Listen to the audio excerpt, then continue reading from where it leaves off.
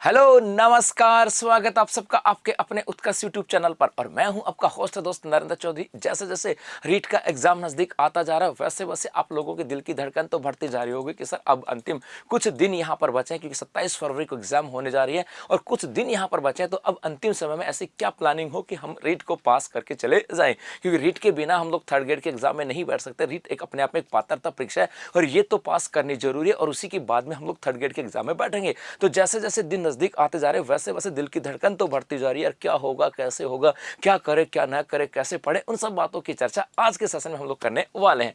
देखो, यदि हम बात करें आपके रीट के एग्जाम की बात करें, ये तो सबको पता है कि गुरुजी रीट की एग्जाम जो है ये आपके होने जा रही है 27 फरवरी को। 27 फरवरी का मतलब है 27 दिन तो ये, और लगभग 10 दिन के आसपास की बात यहाँ पर कर रहा हूँ। लगभग 40 दिन के आसपास तुम्हारे पास, 40 दिन के आसपास जो है ना दिन, वो आप लोगों के पास बचे। इस 40 दिन के अंदर आपको करना क्या है? पहली चीज तो यहाँ से आती है कि आपके मस्तिष्क में दो बातें होंगी, और वो होंगी कि रीट की बात करें।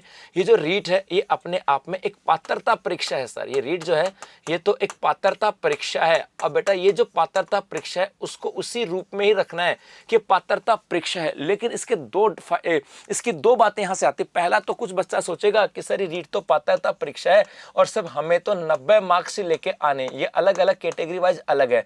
तो कुछ बच्चा तो इसके अकॉर्डिंग तैयारी करता है कि यार पास ही तो होना है, क्या रीट तो एक पात्रता परीक्षा, पास ही तो होना है, और उसी पास ही तो होना है उसके चक्कर में वो इसको इतना ज्यादा वेटेज नहीं देता और मामला यहां पर बिगड़ जाता है। कुछ बच्चे क्या करते हैं कि सर रीट पात्रता परीक्षा इसके बिना नहीं बैठ पाएंगे, तो इसको 100% अपना एफर्ट देने की कोशिश करते हैं और बाकी सब कुछ छोड़ देते हैं। मतलब कुछ बच्चे तो ऐसे होते हैं जो अपना 100% रीट को देते हैं और वो वहां पे सोचते हैं कि मैं कितना ज्यादा स्कोर कर सकूं। एक तो बात इसकी होती है, और दूसरा एक बच्चा सोचता है कि पात्रता परीक्षा तो है तो यहाँ पर यार 90 नंबर तो लाने, मुझे पास हो जाऊंगा। तो जो बच्चा इसमें 100% दे रहा है वो तो अपने आप में एक सेफ जोन के अंदर खेल रहा है। वो तो क्या खेल रहा है? सेफ जोन के अंदर खेल रहा है, क्योंकि उसके बाद यदि वो थर्ड ग्रेड की एग्जाम में बैठेगा ना, थर्ड ग्रेड के एग्जाम में बैठेगा या सेकंड ग्रेड के एग्जाम में बैठेगा, ये पक्की बात है साहब, या फिर वो बैठेगा आपके किसी फर्स्ट ग्रेड के एग्जाम में। क्योंकि यदि वो बच्चा सिर्फ बीएसटीसी है, सिर्फ बीएसटीसी है तो थर्ड ग्रेड के एग्जाम में बैठेगा, या यदि वो ग्रेजुएट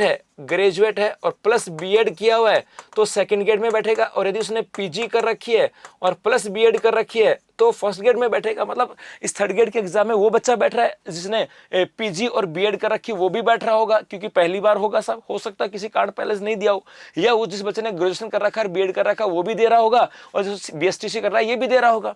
तो बीएसटीसी वाला तो आगे जाकर के सब थर्ड ग्रेड के एग्जाम में बैठेगा, इसी बैठेगा। जो बीएससी जो ग्रेजुएट प्लस बीएड है वो सेकंड ग्रेड में और पीजी यहाँ पर। तो जो बच्चा 100% यहाँ पे दे रहा है उसके जाहिर सी बात है यहाँ का 100% उसके काम आने वाला इस थर्ड ग्रेड के एग्जाम में, उसके काम आने वाला सेकंड ग्रेड के एग्जाम में, उसके काम आने वाला फर्स्ट ग्रेड के एग्जाम में। क्योंकि यहाँ पे बहुत सारी चीजें हैं, चाहे हम टीचिंग मेथड्स की बात करें, चाहे साइकोलॉजी की बात करें, या फिर दूसरे पर्सपेक्टिव्स की बात करें। क्योंकि यहाँ पे यदि सब्जेक्ट की बात करें, जैसे यहाँ पे सब्जेक्ट वाइज होगा, जा भाई थर्ड ग्रेड का है, लेवल 1 का है, तो वहाँ पे कुछ पर्यावरण अध्ययन वगैरह का टॉपिक आपके थर्ड ग्रेड में काम आ जाएगा, राजस्थान का जीके आपके यहाँ पे काम आ जाएगा। या फिर यदि वो बच्चा सेकंड लेवल का है, भाई लेवल 2 का है बीएसटी आपके इस रीट के अंदर, तो उसके सब्जेक्ट जो होंगे वो आपके फर्स्ट ग्रेड और सेकंड ग्रेड में काम आएंगे, तो वो यहाँ पर है। लेकिन यदि हम यहाँ पे बात करें, जो 90% लाने वाला है वो बड़ी गलती कर रहा है, क्योंकि 90% लाने के चक्कर में वो कई बार गलतियां कर जाता है और ऐसे स्थिति के अंदर वो नंबर नहीं क्रॉस कर पाता। तो आपको यहाँ पर एक तो इसको लाइटली नहीं लेना है, इस रीट को एग्जाम को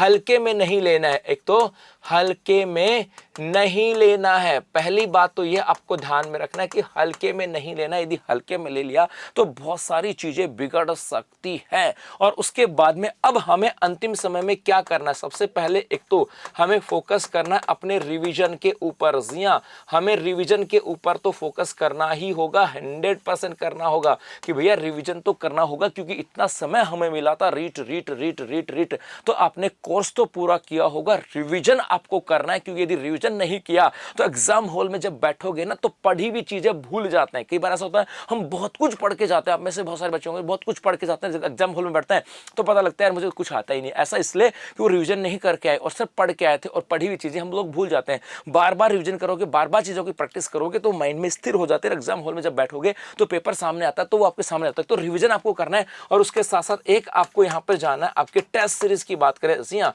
टेस्ट सीरीज, इन दोनों के ऊपर आपको जाना ही होगा, रिवीजन और टेस्ट सीरीज।